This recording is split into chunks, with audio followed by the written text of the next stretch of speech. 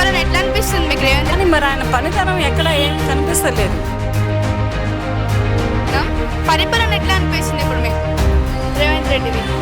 రేవంత్ రెడ్డిది అంత పెద్ద సాటిస్ఫాక్షన్ ఏం లేదండి. కేటీఆర్ ఎంత సతాయించిండో తెలుసు. కేటీఆర్ మిడ్ నైట్లో నుంచి గుంజుకోపోయిండు రేవంత్ అని. బాగానే ఉంది, కానీ కొంచెం రైతు బంధు విషయంలో అవకతవకలు జరుగుతుంది.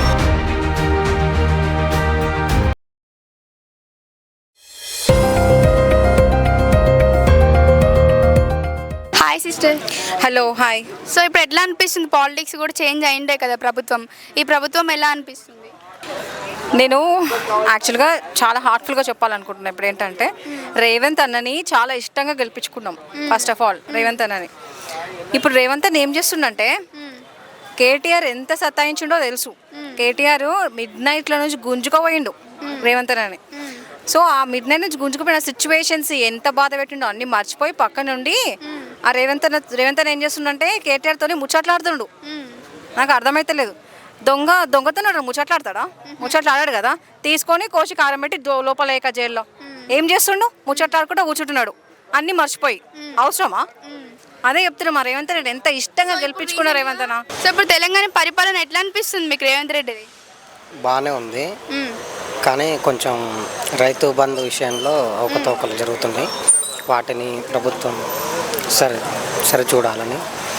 అంతకుముందు ప్రభుత్వం రాకముందు తీసుకున్న మాఫీ చేసారు. ప్రభుత్వం వచ్చాక తీసుకున్నవి కూడా 2 లక్షల లోపు ఉన్నవి మాఫీ చేయాలి. ప్రభుత్వం చేంజ్ అయింది కదా, కాంగ్రెస్ వచ్చింది కదా, దానిపై మీ ఒపీనియన్ ఏంటి అసలు?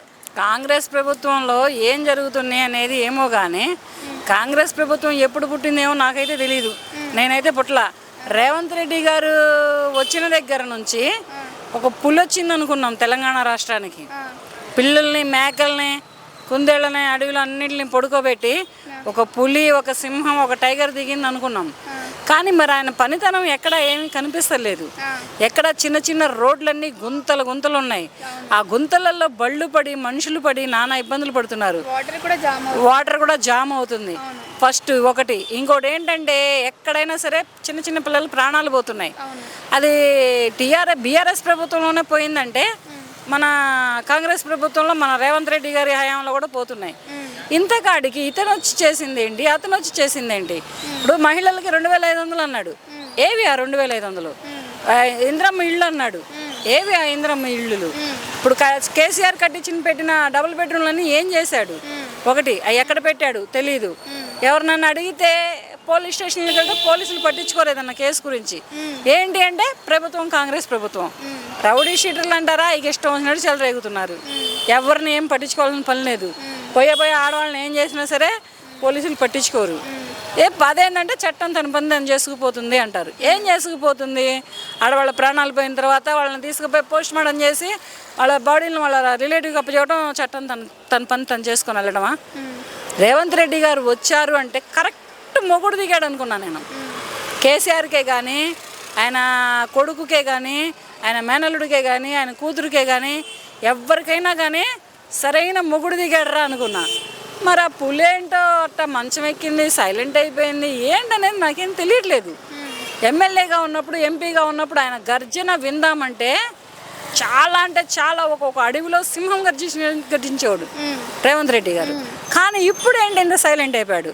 ప్రజలకి ఏం చేశాడు? ప్రజలు ఇతన్ని ఎన్నుకున్నందుకు 9 ఏళ్ల ముండమోపి పరిపాలించిన బీఆర్ఎస్ ప్రభుత్వాన్ని ఓడించి ప్రజలు ఇతన్ని ఎన్నుకున్నందుకు ఇతను ప్రజలకి ఏం చేశాడు? అసలు ప్రజల్లోకి వస్తున్నాడా? ప్రజల్లో తిరుగుతున్నాడా? ఇప్పుడు ప్రజల్లోకి రావాలంటే ఆయన రావక్కర్లేదు. వార్డులు ఉన్నాయి, వార్డులలో కౌన్సిలర్స్ ఉన్నారు, కౌన్సిలర్స్ పైన ఎమ్మెల్యేలు ఉన్నారు, ఎమ్మెల్యేల పైన ఎంపీలు ఉన్నారు, ఈ రోడ్డు కాంట్రాక్టర్స్ ఉన్నారు, ఈ ట్యాప్ల వాళ్ళు ఉన్నారు. వీళ్ళందరినీ ఎంక్వైరీలో పెట్టించమనండి, ప్రతి ఇంటికి తిరగమని చెప్పండి. అదేదో మన ఆంధ్రప్రదేశ్ రాష్ట్రంలో కేతిరెడ్డి అంట, ఆయన చేశాడు పాలన. ఆయన అక్కడ ఏం చేశాడు, ఏ స్థలాలు కబ్జా చేశాడు ఏందనేది మనకు తెలియదు. కానీ ఆయన మాత్రం దండం పెట్టి దండయ్యొచ్చు. ఎవడు ఖాళీగా తిరిగితే వాడిని తీసుకుపోయి చిన్న చిన్న పిల్లలు, అడుక్కునే పిల్లలు ఏంటి, ఎవరైనా పేదవాళ్ళు ఏంటి, ఎవరైనా చదువుకోలేని వాళ్ళు ఏంటి, వీళ్ళందరినీ కలిపి ఒక దారిలో పెట్టాడు. ఆయన ఆ స్థలాలు కబ్జా చేశాడు, ఈ స్థలాలు కబ్జా చేశాడని వచ్చినాయి. అవన్నీ ఎంతవరకు నిజాలో తెలీదు. కానీ ఆయన అట్లా చేశాడు. ఒక ఎమ్మెల్యేని అలా చేశాడంటే తను ఉంటున్న ఊరికి మన రాష్ట్రానికి సీఎం అయినటువంటి మన రాష్ట్ర పరిపాలకుడు మన రేవంత్ రెడ్డి గారు ఇంకెంత చేయాలి? ఆయన ఏం చేయక్కర్లా. అలాగని చెప్పేసి ఆయన బండి వేసుకోనో సైకిల్ వేసుకోనో లేదంటే కాలినడకల మీద తిరగమని చెప్పట్లేదు. ఈయన కింద ఉన్న అనుచరుల చేత పని చేయించండి. ఇంతకు ముందర వచ్చింది అప్పుడు రాజశేఖర రెడ్డి గారు వచ్చారు, ఇచ్చారు ఇల్లులు, పెట్టుకున్న ప్రతి ఒక్కరికి ఇచ్చారు. అక్కడ ఇప్పుడు ప్రజావాణి అని ఒకటి పెట్టారు ఆయన. అక్కడికి పోతే వాళ్ళు చెప్తారు, మిగతా ఆ ఆఫీస్కి వెళ్ళి ఈ ఆఫీస్కి వెళ్ళి అని చెబుతారు. ఆ ఆఫీసులకి వెళ్తే వాళ్ళు పట్టించుకోరు. అదేంటంటే సర్వర్ పని చేయదు. ఆఫీసులకు వెళ్తే మున్సిపాలిటీ వాళ్ళు పట్టించుకోరు. ఇక్కడ కాదు అక్కడ కాదు ఇక్కడ. ఈ ప్రజలు తిరగడానికి వీళ్ళని ఎన్నుకున్నారా? ఈ ప్రజలు ఇప్పుడు సరే ఒక ఎగ్జాంపుల్, ఒక పేదవాళ్ళే ఒక అప్లికేషన్ పెట్టుకున్నారు. ఆ అప్లికేషన్ పట్టుకొని వీళ్ళు ఆఫీసుల చుట్టూ తిరుగుతుండంటే వీళ్ళ కొలువులు ఉంటాయా? వీళ్ళ పట్ల గడుస్తాయా? వీళ్ళ ఉద్యోగాలు ఉంటాయా? ఈ ఆఫీసుల చుట్టూ తిరగాలా? వీళ్ళ కొలువులే చేసుకోవాలా? వీళ్ళ పట్లే గడుపుకోవాలా? సంసారాలే గడుపుకోవాలా? అందుకని నేను చెప్పేది ఏంటంటే ఫస్ట్ వార్డు కౌన్సిలర్ని పట్టుకోవాలి. కౌన్సిలర్ని తెప్పించు. కౌన్సిలర్ ప్రతి పేపర్ని కనెక్ట్ చేయమని చెప్పండి. ప్రతి ఇంటికి కౌన్సిలర్ తిరిగితే ఆ తర్వాత ఎమ్మెల్యే వస్తాడు, ఆ తర్వాత ఎస్పీ వస్తాడు, ఆ తర్వాత జిల్లా కలెక్టర్ వస్తాడు. వీళ్ళందరినీ పెట్టుకొని ప్రతి ఏరియాకి, ప్రతి గల్లీ, ప్రతి ఇంటికి తిరిగితే సమస్యలు అనేవి ఎవరు చెప్పరికి మీకు. మాకయ్యా ఈ సమస్య ఉందని ఏ ఆఫీస్కి వెళ్ళరు. ఆ సమస్యలన్నీ తీసుకెళ్ళి మీరు ఎక్కడ ఇవ్వాలి అక్కడ ఇవ్వండి, అవి వాళ్ళు సాల్వ్ చేస్తారు. కాంగ్రెస్ ప్రభుత్వం వచ్చిందంటే తీసేసి పక్కన పడేశారు. కానీ జనాలు రేవంత్ రెడ్డి వచ్చాడంటేనే కరెక్ట్ మొగుడు, రంకు మొగుడా, ఇంటి మొగుడా, ఉంచుకున్న మొగుడా, రాళ్ళేసే మొగుడా, భలే మొగుడు వచ్చాడరా అనిపించింది. కానీ ఆయన ఎందుకు అంత సైలెంట్గా ఉంటున్నాడు? మరి ఆయన ఏం చేస్తున్నాడు? ఆయనకి ఈ విషయాలన్నీ తెలుస్తున్నాయో లేదో? మరి ఎమ్మెల్యేగా ఉన్నప్పుడు ఇవన్నీ తెలిసినాయో లేదో? ఎంపీ స్థానంలో ఉన్నప్పుడు తెలిసినాయో లేదో? ఆయన వార్డులో కౌన్సిలర్ కింద స్థాయి నుంచి ఎదిగొచ్చానని చెప్పాడు. మరి అంత ఎదిగొచ్చిన ఒక మిడిల్ క్లాస్ వ్యక్తి ఒక సీఎం అయిన తర్వాత మరి ప్రజలను ఏం చేస్తున్నాడు? ప్రజల ఆలన పాలన ఎక్కడ పట్టించుకుంటున్నాడు? ఎక్కడ సోమాజిగూడలో ప్రజావాణి ఎక్కడెక్కడ జనాలందరూ తీసుకుపోయి అక్కడికి ఇవ్వాలా? వీళ్ళ కొలువులు ఉంటాయా? వీళ్ళకి ఉద్యోగాలు ఉంటాయా? కనీసం వీళ్ళు పొట్టకి పేదోడే నీ దగ్గరకు వస్తాడు, ఉన్నోడు ఎవడు రాడు. పేదోడు ఓటేస్తేనే నువ్వు గెలిచావు, ఉన్నోడు ఎవడో నీకు ఓటు వేయలేదు. ఉన్నోడు ఓటేశారంటే ఎవరు ఒప్పుకోరు. ఉన్నోడే పోతే బడిబా నాకు వేరే పని ఉంది నేను చూసుకుంటాను ఓటు క్యాన్సిల్ చేసుకుంటాడు. కానీ పేదోడు క్యూలో నుంచొని ఎర్రటి ఎండలో నుంచొని వార్డుకి వెళ్ళి వార్డులో కౌన్సిలింగ్ బూత్ తెలుసుకొని వెళ్ళి ఓటేస్తే ఈ వేసిన ఓటుకి నువ్వు ఏం న్యాయం చేసావు? నిన్ను గెలిపించడానికి నువ్వు ఏం న్యాయం చేసావు? ఇది అడుగుతున్నా నేను. నాకు రేవంత్ రెడ్డి గారి గురించి నేను కొన్ని వీడియోలు వదిలాను. ఎలా వదిలానంటే వాటిల్ని నేను కేటీఆర్ని తిట్టా, కేసీఆర్ని తిట్టా, ఆ తర్వాత హరీష్ రావుని తిట్టా, కల్వకుంట్ల కవితని తిట్టా, అందరినీ తిట్టా. ఎందుకంటే కరెక్ట్ మొగుడు వచ్చేటప్పటికి మీకు వెన్నులో వణుకు పుడుతుందారా అని అడిగా. జర్రాగితే అన్నీ చేస్తారని చెప్పా. వచ్చి 10 నెలలు అయిపోయింది. ఏది ప్రజల్లో ఏది? చిన్న రోడ్లు పూడ్చలేకపోతున్నారు. చిన్న గల్లీలలో ఎట్లాంటి రోడ్లు ఉన్నాయి, గల్లీలలో డ్రైనేజీలు ఎలా పొంగుతున్నాయి, ఇవన్నీ ఎవరు పట్టించుకోరా? ఇవన్నీ ఎవరికి అవసరం లేదా?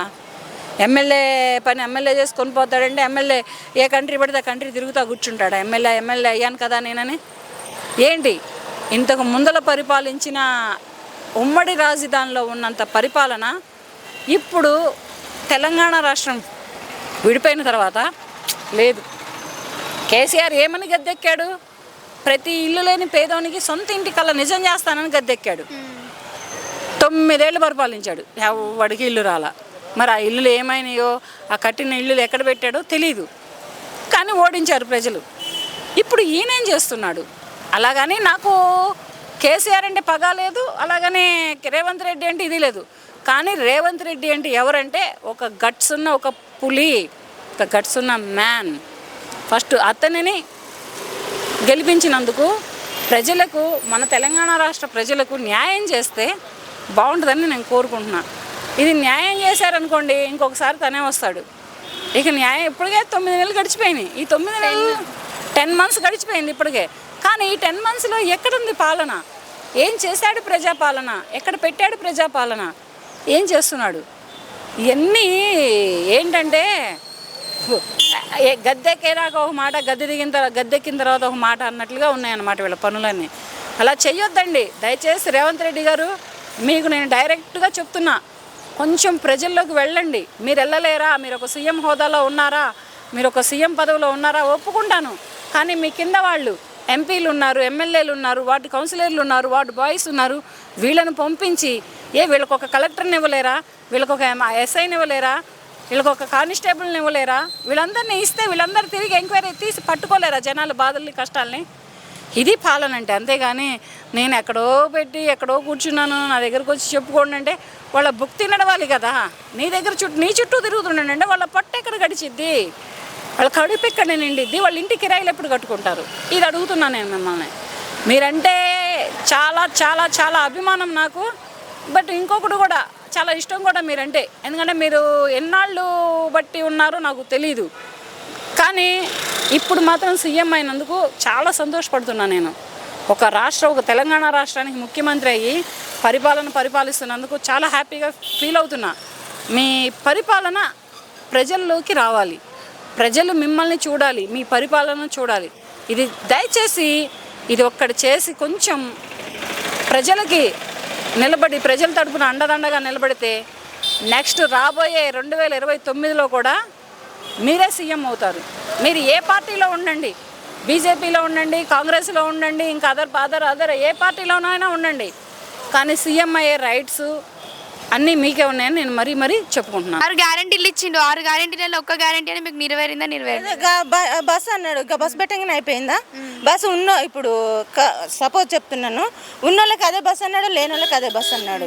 ఇప్పుడు ఏదో మధ్య తరగతులలో మేము ఇలా రోడ్ల మీద బతికేటోళ్ళం, మాయసుంటలకు పెడితే ఒక న్యాయం ఉంటుంది. ఇప్పుడు జనసేన ఏమంటున్నారు, నా భార్యకి పెట్టారు, ఇప్పుడు భర్త భార్య సపోజ్ పోతారు, పోయినప్పుడు భర్త ఒక బస్సులు ఎక్కాలి, భార్య ఒక బస్సులు ఎక్కాలి. అదే ఇద్దరికి ఉంటే అదొక మినిమం ఓటే లేదా అని అంటున్నారు. కానీ ఎంతసేపు ఉన్నా కాస్త మధ్య తరగతిలో చూస్తున్నట్టు చూస్తున్నారు, లైట్గా తీసుకుంటున్నారు. ఎంతసేపు ఉన్నా ప్రజలకు న్యాయం చేస్తున్నాం అంటున్నారు. ఏం న్యాయం చేస్తున్నారమ్మా? పక్కా తెలంగాణ. సో పక్కా తెలంగాణ కోసం మాట్లాడుకుందాం. పరిపాలన ఎట్లా అనిపిస్తుంది ఇప్పుడు మీకు రేవంత్ రెడ్డిది? రేవంత్ రెడ్డిది అంత పెద్ద సాటిస్ఫాక్షన్ ఏం లేదండి. కేసీఆర్ ఉన్నప్పుడు అది వేరే లెవెల్. అది అప్పుడు బాగుంది అంటున్నారా? బాగుంది. సో రీసెంట్గా కవిత కూడా బెయిల్ మీద రిలీజ్ అయింది కదా, దానిపై మీ ఒపీనియన్ ఏంటి అసలు? దాంట్లో ఒపీనియన్ ఏముంది చెప్పడానికి? ఒక సిబిఐ, ఈడీ అని ఒక సెంట్రల్ సంస్థలు ఒక 115 మంది సాక్షులను ఇంటరాగేట్ చేసి ఒక్కరిని కూడా ప్రూవ్ చేయలేకపోయారు. So supreme court chief justice CJI Chandrachud ముట్టికాయలు వేసి ఉండే ఎవరిపైన? ఈడీ, సిబిఐ లాయర్ల పైన. So this is not expected from you అని చెప్పేసి క్లియర్ కట్గా తెలుస్తుంది కదా. సో నాగార్జున గారిది కూడా కన్వెన్షన్ హాల్ కూల్ చేశారు కదా, దానిపై మీ ఒపీనియన్? అంటే కొంచెం ముందే ఇన్ఫార్మ్ చేసి కూలిస్తే బాగుండేది. చాలా ప్రాపర్టీ కదా, కాస్ట్లీ ప్రాపర్టీ కదా తనది. మేబీ ఏదైనా సరే మెనీ యాక్చువల్గా అది హైడ్రా అనేది I appreciate, అదొక్కటైతే appreciate.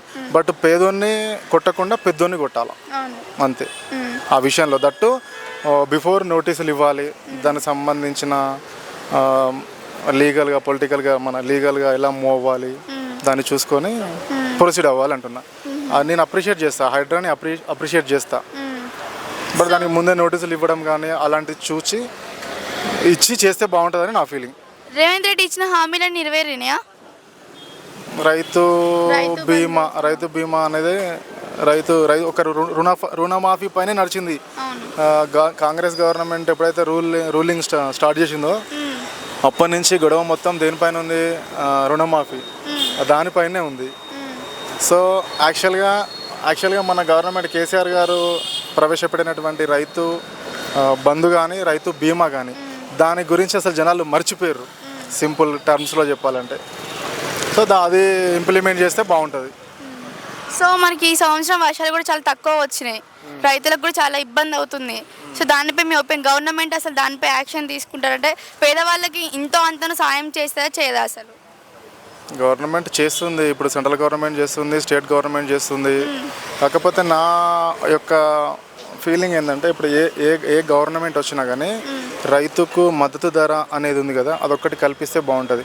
For example ఇప్పుడు అదానీ, అంబానీ వచ్చారు, వాళ్ళు ఇప్పుడు వాళ్ళ ఎయిర్టెల్కి సంబంధించింది కానీ వొడాఫోన్కి సంబంధించింది అటువంటిది కానివ్వండి, ఈరోజు వాడు ఇంప్లిమెంట్ చేసిండు. వాళ్ళ ప్రైస్ అనేది పెంచారు, వాళ్ళ టారిఫ్ రేట్స్ అనేవి పెంచారు. అది నెక్స్ట్ డే నుంచి అమల్లోకి వచ్చింది. సో రైతు ఎప్పటి నుంచో కొట్లాడుకుంటున్నాడు నాకు మద్దతు ధర కావాలి అని.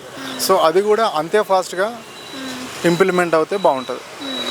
నమస్తే అంకుల్. నమస్తే అమ్మ. తెలంగాణనేనా? తెలంగాణ పరిపాలన ఎట్లా అనిపిస్తుంది ఇప్పుడు? పరిపాలన అంటే ఇప్పుడు అయ్యేదేమీ లేదు. ఆల్రెడీ చంద్రబాబు నాయుడు గారు ఉండగానే హైదరాబాద్ సిటీ మొత్తం డెవలప్ అయిపోయింది. ఇప్పుడు ఎవరు వచ్చినా కూడా తెలంగాణ వచ్చిందంటే దెంగి తిని తాగి కూర్చునేవారు. ఇప్పుడు ఈయన వచ్చాడు కాబట్టి కాంగ్రెస్ రేవంత్ రెడ్డి గారు వచ్చారు కాబట్టి రేవంత్ రెడ్డి గారు పరిపాలన ఇప్పుడు అయితే పర్లేదు, ఇప్పుడు వరకు ప్రస్తుతానికి పర్లేదు, బాగుంది, అంతా బాగుంది. నేను కూడా అసెంబ్లీలో పనిచేసిన వాడినే. రేవంత్ రెడ్డి గారిది అందరి దగ్గర వాళ్ళ తాగిన గ్లాసులు కడిగిన వాడినే. ఆల్రెడీ ప్రూఫ్లు కూడా ఉన్నాయి నా దగ్గర. చెప్తుంది 30 సంవత్సరాలుగా నేను ఇళ్ల స్థలాలకి పెట్టుకుంటానే వచ్చాను, ఎప్పుడూ రాలేదు. ఆఖరికి మళ్ళీ తెలంగాణ వచ్చాకన్నా వస్తుంది కదా అని చెప్పి డబుల్ బెడ్రూమ్ పెట్టుకున్నాను, అయినా సరే అది కూడా రాలేదు. ఇప్పుడు లేని వాడికి ఎవరికే రాలేదు. ఇప్పుడు కనీసం ఇప్పుడైనా మళ్ళీ ఇప్పుడు రేవంత్ రెడ్డి గారు దయచూసి ఇప్పుడు నా పేసు ఆయన చూస్తారు, ఎందుకంటే నేను ఆయన దగ్గర పనిచేసిన వాడిని. నా పేరు చూసి ఇప్పటికైనా ఆయన దయచూసి నాకు ఇప్పటికైనా డబుల్ బెడ్రూమ్ ఫ్లాట్ కానీ లేదా నాకు ఉండటానికి ఏదైనా తలమని ఇస్తారేమో అని ఆశపడుతున్నాను. ఇలాంటి వాళ్ళు చాలా మంది ఉన్నారు మన దేశంలో. వాళ్ళకి ఎలాంటి కూడా హెల్ప్ జరగదు, అసలు హెల్ప్ జరగలేదు. వాళ్ళు ఇప్పుడు ఒక ఎమ్మెల్యే ఉన్నాయంటే ఆ ఎమ్మెల్యే కూడా తిరిగిన వాళ్ళకే ఆ బస్తీలో ఉన్న ఏదో ఒక లీడర్ని అని చెప్పి ఆయన దగ్గరికి వచ్చేది గొప్పలు చెప్పుకునే వాళ్ళకే ఆయన అలాగా రికమెండేషన్ ద్వారాగా పోతున్నది. కానీ పేదవాడు కానివాడికి ఎవరికే సాయం అందుతులేదు, ఏ సాయం అందుతులేదు ఎవరికి కూడా. కష్టపడి పని చేసుకుని బతికేవాడు ఆడు బతకవలసిందే కానీ గవర్నమెంట్ తరపు నుంచి ఏది ఉండలేదు. ఇప్పుడు మరి ఏమన్నా మారితే ఏం చెప్పలేం. అది మారుతుంది అనుకుంటున్నారు అసలు? ప్రస్తుతానికి అయితే ఇప్పుడు మారుతుందని అనుకుంటున్నాం. ఎందుకంటారా, ఆయన ముందు నుంచి కూడా తెలుగుదేశంలో ఉన్న ఇప్పుడు గెలిచిన ఎమ్మెల్యేలు కూడా తెలుగుదేశం వాళ్ళే టీఆర్ఎస్లోకి వెళ్ళారు కానీ ఒక్కడు కూడా ఇప్పుడు గెలిచిన వాడు టీఆర్ఎస్ వాళ్ళు లేడు. తెలంగాణలో గెలిచిన వాళ్ళు కూడా ఇప్పుడు టీఆర్ఎస్లో లేరు. చాలామంది ఇప్పుడు ఇందులో కూడా వచ్చిన వాళ్ళు ఉన్నారు. గోపీనాథ్ కూడా ఉన్నాడు. గోపీనాథ్ కూడా ఆల్రెడీ టీడీపీలో గెలిచి టీఆర్ఎస్లోకి వచ్చాడు. ఇప్పుడు ఎర్రపల్లి దయాకర్ కూడా అందులో గెలిచి ఇందులోకి వచ్చాడు.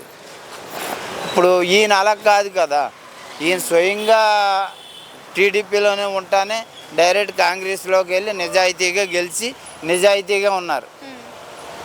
ఆ రకంగా లెక్కేస్తే ఈయన ఓ రకంగా పరిపాలన బాగున్నట్టే కదా. బాగుంది కాబట్టే కదా 10 మంది ఓట్లు వేసింది. నేను కూడా కాంగ్రెస్ ఓటు వేసిన ఉన్నాయి. ఎందుకంటే చంద్రబాబు నాయుడు గారు హయాం నుంచి కూడా స్టార్టింగ్ నుంచి కూడా కాంగ్రెస్లోనే నేను ఓటేసేవాడిని.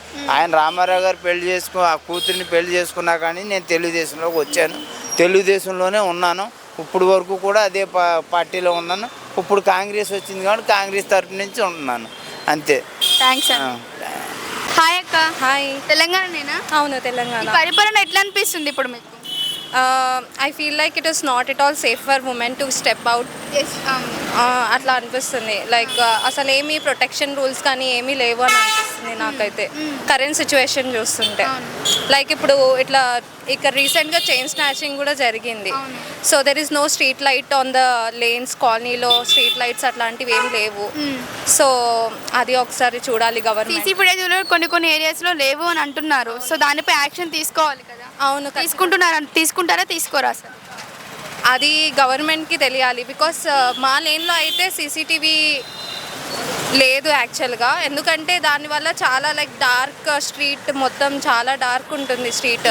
లైక్ మేము ఆఫ్టర్ 6 వెళ్ళాలంటేనే భయం వేస్తుంది మాకు బయటికి. సో మనం చూసుకున్నట్లయితే చాలా సంవత్సరాల నుంచి చాలా రేపటం జరుగుతున్నాయి. చిన్న పిల్లల కాంచి నెలల పిల్లల కాంచి కూడా ఓల్డ్ పర్సన్స్ దగ్గర కూడా రేపటం జరుగుతున్నాయి. సో అరెస్ట్ చేస్తున్నారు, మళ్ళీ వాళ్ళని బెయిల్ మీద రిలీజ్ చేస్తున్నారు. అసలు ఒక్కసారి రేపటం కానీ ఏమైనా జరిగితే అసలు అలాంటి వాళ్ళపై ఎలా యాక్షన్ తీసుకోవాలి గవర్నమెంట్? డెత్ పెనాల్టీ ఇవ్వాలి యాక్చువల్గా వాళ్ళకి. ఎందుకంటే ఇంకొకరు అలాంటి చేయాలి అన్నా కూడా భయం వేయాలి వాళ్ళకి. సో అలాంటి కైండ్ ఆఫ్ పనిష్మెంట్స్ వస్తే బెటర్ అని అనిపిస్తుంది. గవర్నమెంట్ నుంచి అసలు లేడీస్ కోసం ఎలాంటి సేఫ్టీ కోరుకుంటున్నారు? గవర్నమెంట్ నుంచి అంటే ఇప్పుడు నార్మల్గా ఇప్పుడు they should be CCTVs everywhere. CCTVs పెట్టినంత మాత్రంలో వీఆర్ సేఫ్ అని నేను చెప్పలేను. బికాస్ సీసీటీవీస్ ఉన్నా జరగాల్సిన క్రైమ్ జరుగుతుంది అని అవుతున్నాయి. అవును. సో సెక్యూరిటీ అట్లాంటి పెంచాలి ఎక్కువ. లైక్ పోలీస్ వాళ్ళకు కొంచెం ఎక్కువ ప్రొటెక్షన్ ఇవ్వాలి అని కోరుకుంటున్నా. ఫ్రీ బస్ పెట్టారు కదా, దానిపై ఏమైనా యూజ్ ఉందా లేదా అసలు? ఫ్రీ బస్ అయితే యూజ్ ఉంది అని అనొచ్చు కొంతవరకు. బట్ ఫ్రీ బస్ వల్ల ఏంటి డిసడ్వాంటేజ్ అంటే recently my friend who was travelling in the bus to the company. So తను ఏం చేసింది అంటే తను బ్యాగ్లో ఫోన్ పెట్టుకుంది. సో తన ఫోన్ పోయింది.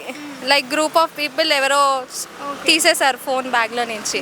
తను పోలీస్ కంప్లైంట్ ఇచ్చింది. బట్ స్టిల్ ఇంకా యాక్షన్ ఏం తీసుకోలేదు. తన ఫోన్ అయితే ఇప్పుడు బ్యాక్ రాలేదు. సో ఇట్లాంటి కేసెస్ పెరుగుతున్నాయి ఫ్రీ బస్ వల్ల. ఫ్రీ బస్ ఇలా పెరుగుతున్నాయి. సో చాలా కేసెస్ కూడా మనం ఇస్తున్నాం వెళ్ళి. అసలు యాక్షన్ తీసుకుంటారా అంటే లైట్ తీసుకుంటున్నారు. పేదవాళ్ళు వెళ్ళి కేసు పెడితే దానిపై ఎందుకు లైట్ తీసుకుంటున్నారు? అదే ఉన్న వాళ్ళు వెళ్ళి ఇప్పుడు రిచ్ పీపుల్స్ వెళ్ళి కేసు పెడితే ఇమీడియట్లీ యాక్షన్ తీసుకుంటున్నారుగా. ఉన్న వాళ్ళకి లేని వాళ్ళకి డిఫరెన్స్ ఏంటి అసలు గవర్నమెంట్లో? మేబీ మనీ పవర్ అయి ఉండొచ్చు. అంటే ప్రజెంట్ మనీ చూసుకుంటే చిన్న చిన్న అందరు ప్రాణాలు పోతున్నాయి కదా. ప్రాణం అంటే ఒక లైఫ్ ఇంపార్టెంటా మనీ ఇంపార్టెంటా? Life is obviously important. మరి ఎందుకు గవర్నమెంట్ యాక్షన్ తీసుకుంటలేరు? సో గవర్నమెంట్ ఎందుకు తీసుకోవట్లేదు అంటే I can't tell you that ఎగ్జాక్ట్గా. బట్ ఐ ఫీల్ లైక్ ఇప్పుడు మీరు చేసే పరిపాలన బట్టే కదా మేము ఫ్యూచర్లో మీకు ఓటేసేది. So if you increase the safety measures మాకు అనిపిస్తుంది ఓకే రేవంత్ అన్న is there to protect every women అని చెప్పి నెక్స్ట్ టైం కూడా మనం అతనికే ఓటేస్తాం. సో ఇవేవి లేకపోతే మళ్ళీ మనం why will we cast the vote for him. So ఈ 5 yearsలో అతను చేయాల్సింది సేఫ్టీ రూల్స్ కొంచెం ఎక్కువ ఇంక్రీజ్ చేయాలి ఉమెన్కి. అండ్ స్ట్రీట్ లైట్స్ అసలు లేవు కాలనీస్లలో. అండ్ సీసీటీవీస్ అవును ఉన్నా కానీ అవి వస్తలేవు కూడా. అవును. అండ్ సీసీటీవీస్ ఇన్స్టాల్ చేయాలి. సెక్యూరిటీని కొంచెం ఎక్కువ పెంచాలి. This is what I wanted from the government. So if I don't get this I'm not going to vote for him for the next election. Thanks. Thank you. Hi bro. Hi. తెలంగాణనేనా?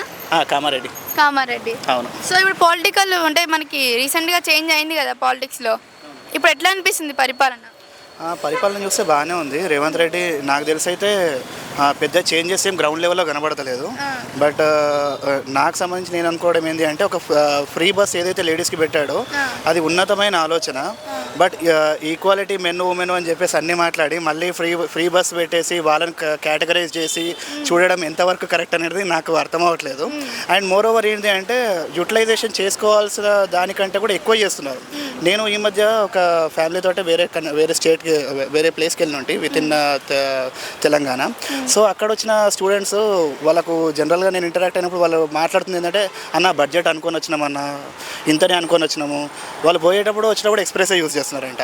So వాళ్ళకి అవసరం ఉన్నా లేకపోయినా కూడా వాళ్ళు use చేసారేమో అని నాకు feeling వచ్చింది. అయితే వాళ్ళని కూడా అడిగాను ఇంతకుముందు ఇంతగానో తిరుగుతుండేనామా మీరు అంటే లేదన్న ఇప్పుడు మొత్తం ఫ్రీ చేసిన తర్వాత మాకు బడ్జెట్ అనేది తక్కువ అవుతుంది కాబట్టి మేము ఎక్కువ ఎక్స్ప్లోర్ చేయగలుగుతున్నాము అని చెప్పేసి అంటున్నారు. Okay this is good for ladies. మీరు ఒక హ్యాండ్ ఇచ్చేసి వాళ్ళని పుల్ చేయాలనుకుంటున్నారు. అక్కడ వరకు I'm very happy for that. But men's journey చేయాలన్నప్పుడు ఒక 150 రూపాయలు ఖర్చు పెట్టుకుని ఒక 100 కిలోమీటర్లు జర్నీ చేసినప్పుడు what I feel is I should get a seat.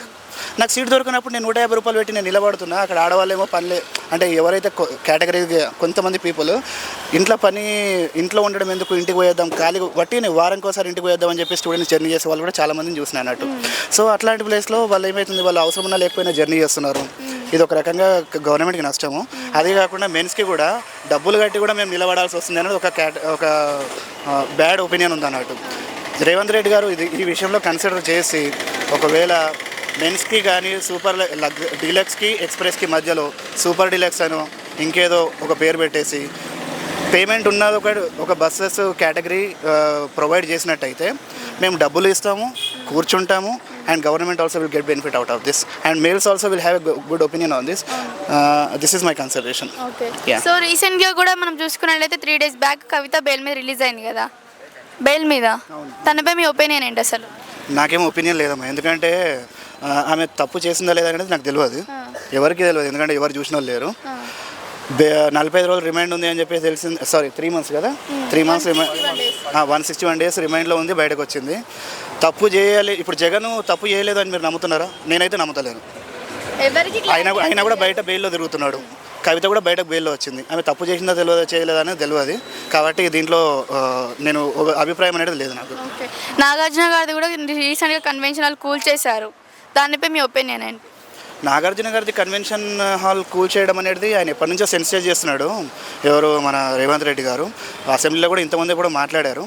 దీనికి రేవంత్ రెడ్డి గారు ఎప్పుడైతే సీఎంగా అయినారో అప్పుడు కొంచెం అటెంటివ్గా ఉండి నాగార్జున గారు దీన్ని ఏ విధంగా ముందే అతను పక్కా జరిగితే ఇంకా బాగుండేది. ఆయనకు రెస్పెక్ట్ అనేది కొంచెం గౌరవంగా ఉండేది. ఆయన ఏదో సడన్గా చేసింది కాదు, ఇయర్స్ తడబడి ఆల్రెడీ రేవంత్ రెడ్డి గారు సెన్సిటైజ్ చేస్తున్నారు ఈ విషయము. సో మా నాగార్జున గారు ముందే ఆయన ఓపెన్గా అతనే ఇచ్చేస్తే బాగుండేదని నా ఉద్దేశం.